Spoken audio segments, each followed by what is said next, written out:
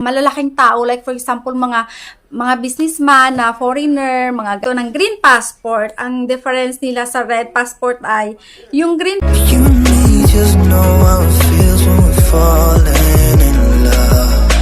Say what you wanna say to me now. I wanna wake up with you in the morning.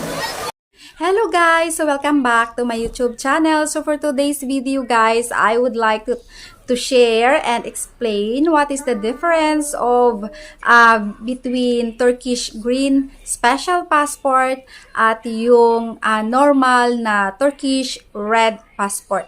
So ito guys ay dami nagtanong sa akin. So I would like to explain it here para isahang explanation na lang kasi mahirap din na mag-explain sa bawat nagtatanong sa atin, no? So actually guys, kailangan ko na bala ko na talaga siyang i-vlog. But that time guys, na nagkasakit na naman si Inday ninyo. So hindi nakapag-vlog na naman. Matagal na naman akong hindi nakapag-dakdak dito sa inyo matagal na naman hindi ko nakausap yung cellphone ko. Guys, so but before we start this video, please don't forget to click the like, subscribe, and turn on the notification bell so that you will be updated in my next video.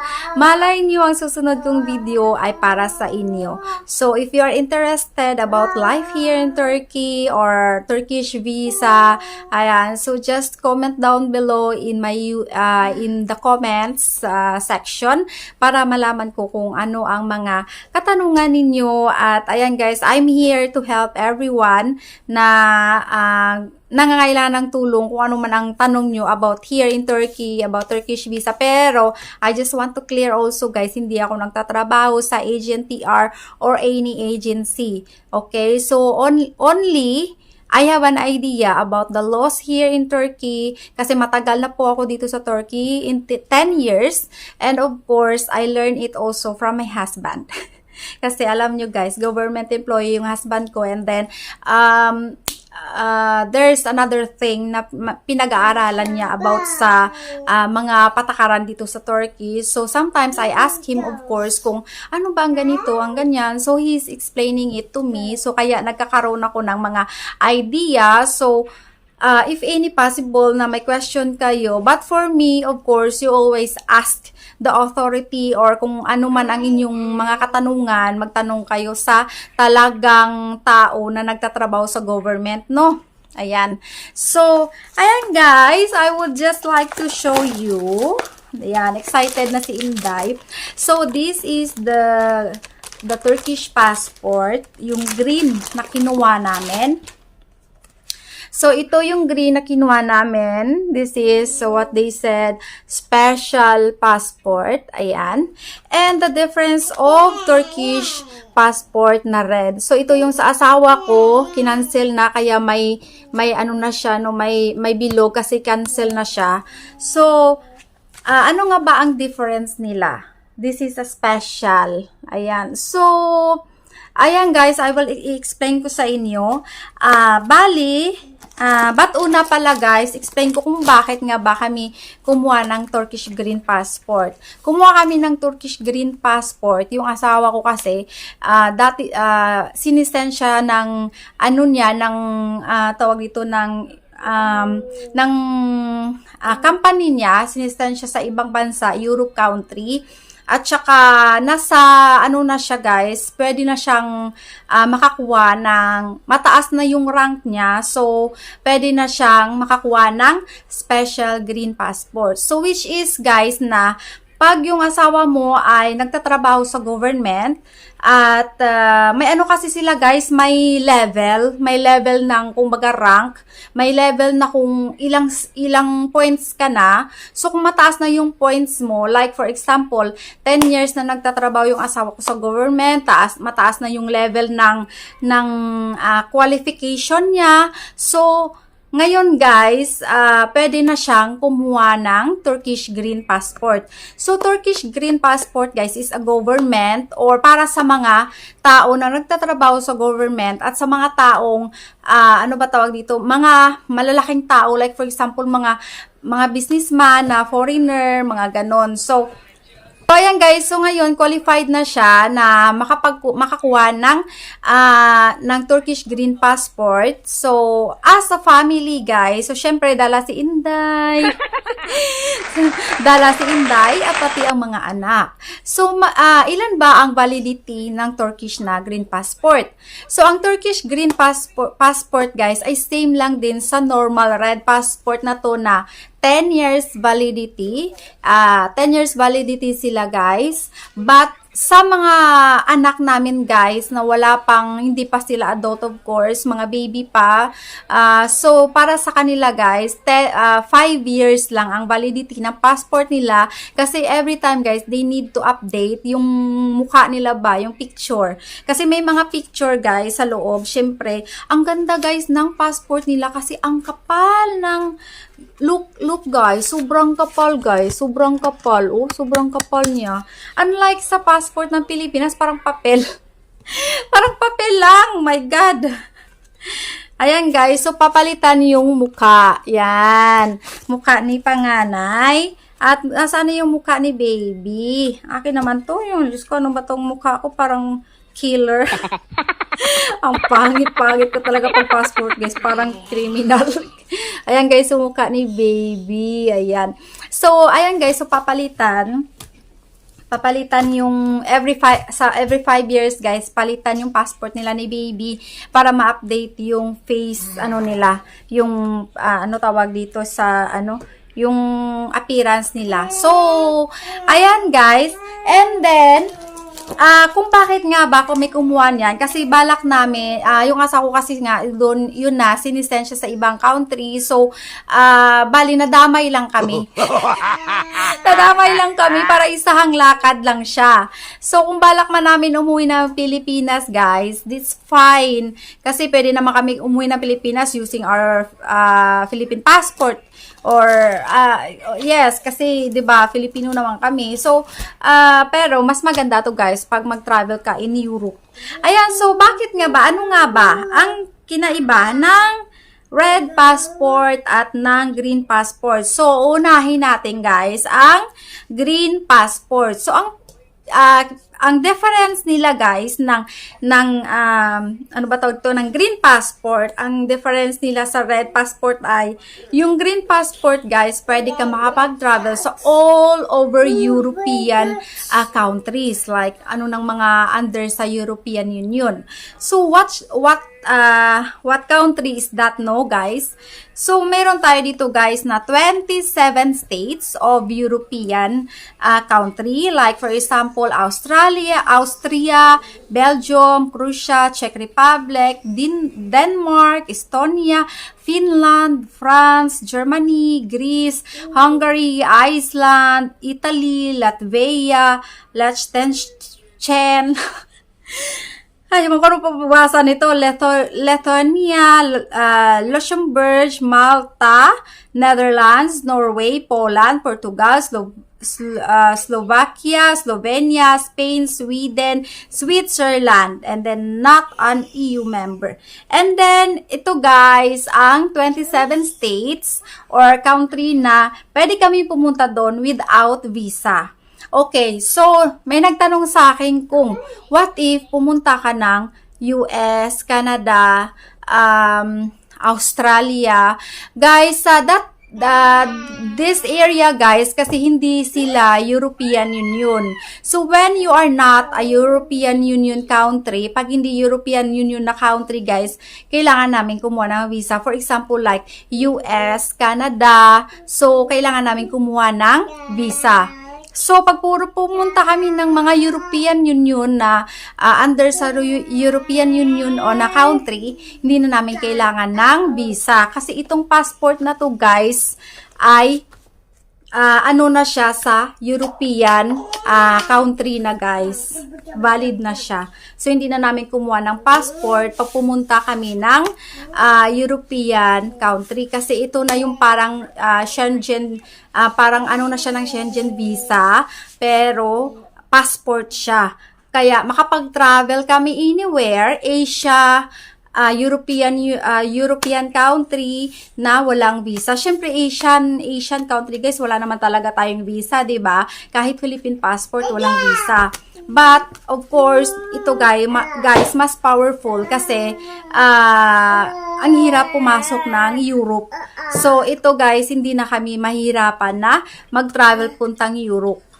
Ayan guys, so green passport holders can enter 160 countries around the world without a visa, including China, the Czech Republic, the United Arab Emirates, Scandinavian countries such as Sweden and Finland, and European Union countries such as Germany, France, and Spain. So, ayan guys, hindi namin kailangan na kumuha ng visa. So, Turkish green passport, its advantages and for whom is it given? So, ito guys ay the green Turkish passport is one of the most important Turkish passports as it is called the private passport. And it is known to the public as the green passport. The importance of the green passport is that its holders can enter the countries that exempt them from entry visas after agreements were concluded between the Turkish government and the governments of those countries, which number up to 160 countries around the world. Wow! So guys, pera na lang talaga guys ang kulang. Pera na lang talaga, oh my God. Ayan guys. So guys, ang tanong na, who can obtain a green passport? So, the green passport is granted to former members of the Turkish government and parliament and their families, and to first, second, and third class civil servants and their families according to Turkish law. So, exporters and directors of exporting companies are also entitled to grant the green special passport with an amount ranging between $1 to $10 million within 3 years to more than 3,000 exporters, with expectations that the number will reach 14,000 exporters during the coming period. My God, guys! Kaya talaga pala yumaman pag hindi ka government official, government employee. My God. The Turkish passport can be obtained through real estate or commercial investment or bank deposit, provided that the capital invested or deposited is not less than $500,000, provided that the property is not sold or the deposit amount is withdrawn 3 years before its date. Oh my God. Nagbabasa lang ako guys, pero kailangan mo talaga ya guys yumaman. So, ibig sabihin guys, napaka-special ng green na Turkish passport na to. And I am so lucky and I'm so thankful na nagkaroon ako nito guys. Ayan guys, so explain ko din guys, ito guys, meron din silang requirements dito. So, ilalagay ko lang, hindi ko nababasahin kasi Turkish ang mamaya mali-mali pa yung pronunciation ko, no? Mapagalitan pa tayo. So, ayan guys, ang difference nila guys, at ang dito naman tayo guys sa red Turkish passport. Ito guys, ang red Turkish passport naman guys ay normal passport. Bali, anyone can get this. Like in Philippines, like ang passport natin sa Pilipinas, anyone can apply for this. And the cost of this is like, this time guys, 7,000 teli. 7,000 teli. Parang yan ang nasabi ni sister-in-law ko na kumuha siya, parang nagbayad siya ng 7,000 teli. 7,500 teli ata yun. Yung Turkish na red passport. So ito guys, Turkish red passport, you can travel in Asian countries without visa. And then, but if you wanna go to Europe country, guys, you need visa. Yes. So, parang, lang siya, guys, parang same lang siya ng Pinas passport, no? Yung parang ganun ba? So, wala siyang masyadong benefits, kundi makapag-travel ka lang talaga. So, free siya sa pagpunta ka ng Pilipinas, may 1 month free visa ka doon. Then after if you want to stay it long time in Philippines, so kailangan mo nang mag-apply ng visa extension sa visa extension sa ating consular sa ating tawag doon. Nakalimutan ko. So, basta kailangan mo mag-apply ng extension pag mag-stay ka ng more than 3 hours. More than 1 month. More than 1 month. So, ito guys, ang price niya is like 7,000 tele or plus na ngayon or 7,500 tele. So, ito guys naman, ang Turkish Green Passport namin guys, bali binayaran lahat ng asawa ko is like 1,000 tele for the first apply. First apply lang yan guys. Like parang 200 tele, 450 tele yata per each niya na binayaran namin. First time lang to guys na ganito siya. And then, second time na pag mag-expired na siya, tapos magpa-renew kami, doon na kami magbayad ng more I think, or like that. So, at least guys, napamura kami, ano pa kami ng benefits na, kasi free visa na siya in Europe country. So, para naman dito sa mga anak ko, we feel lucky talaga kay baby, kasi first passport niya, green agad. Ano ba to? Nilalangaw na ako guys. So, first passport niya talaga green kaagad. So, ayan guys. Ay, nako. So, ayan guys, bago na naman ako nakapag-vlog. Alam nyo, bago lang na naman ako nakapag-vlog ulit. Kasi, alam nyo, nung pumunta kami ng Aydin guys, may sakit pa ako noon. Bali, may konting fever pa ako, ubo, tsaka sipon. Uminom na ako ng gamot. And then, sabi ko, okay, ano yun na, kasi magpapa-appointment na naman kami ulit guys. And then, pag once na magpa-appointment naman kami, so, ma-move naman na ma-move. So, sabi ko, ayoko nang ma-move. Gusto ko nang matapos kaagad. Dahil para, kung ano-ano na naman ang susunod na steps namin. So, at least, 'di ba? So, ayan guys. So, kami, ang bilis lang talaga guys ng processing sa nagpa-thumb print lang. Bali yung requirements namin ay Kimlik ID lang namin, and then nagpa-picture kami for photo, passport picture, and then pumunta kami doon, nag-thumb print ako. Then sabi ng babae, wait ka na lang sa labas dahil si baby ay umiiyak, hinihila niya ako palabas doon sa booth. So, sabi niya, sige. Then, sila na lang ng asawa ko nagkwentuhan kasi syempre hindi man ako makipagkwentuhan sa kanya at hindi man ako masyadong marunong mag-Turkish. So, and then, ayan guys, so nag-thumb print lang kami. Tapos, yung dalawang anak ko naman, okay lang, wala na. Finorward lang namin yung picture nila, tapos in-scan lang kasi si panganay wala pa siyang thumb print kasi 6 years old pa lang siya. So, kailangan yung thumb print niya pag mag 7 years old na siya. Pag 7 years old and up na, kailangan na ng fingerprint. Kasi siya naman, 6 years old, sabi ng asawa ko, mag 7 na naman siya sa December, so kunan na lang siya ng fingerprint. Sabi niya, no, hindi pa pwede. Kailangan 7 years old talaga siya at kukunan ng fingerprint. So, ayan guys, so kaya nga yung passport nila ay ma-expired na lang, ma-expired siya sa after 5 years.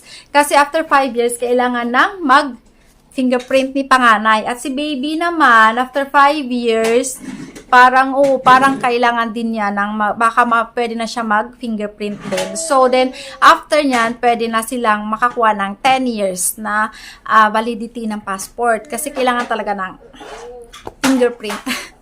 Pero okay na guys, okay na. We have 4 na passports. So, we are ready to travel. Pera na lang kulang. Kaskas pa more, asawa ko. Ayan, so thank you so much. God bless all and bye-bye. See you in my next vlog.